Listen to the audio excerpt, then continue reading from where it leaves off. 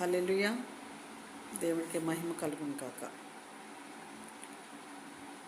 క్రైస్తవ జనము ప్రజలు విశ్వాసులు పోలీస్ స్టేషన్కి వెళ్ళొచ్చా?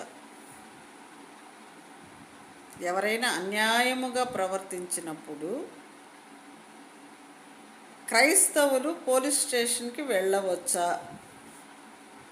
ఇది చాలామందికి డౌట్ ఉంది, దానికి తీస్తున్నా నేను ఈ వీడియో. ఎస్తేరు యూదులందరినీ చంపేస్తానని హామాను ప్రకటించినప్పుడు ఆమె ఏం చేసింది? రాజు ఆమెను ఆహ్వానించాడా? నీకు న్యాయం చేస్తా రమ్మా అని పిలిచాడా? ఉపవాసం ఉండి చెలికత్తెలతో దేవుడి దగ్గర విచారణ చేసి డైరెక్ట్గా రాజు దగ్గరికి వెళ్ళిపోయింది తన బాధను చెప్పుకోవడానికి. నిజమేనా? మనం వెళ్ళినంత మాత్రాన రాజులంటే ఆ రోజుల్లో రాజులు, ఈ రోజుల్లో మనకు ప్రభుత్వం చట్ట ప్రకారం పోలీస్ స్టేషన్ మనకుంది.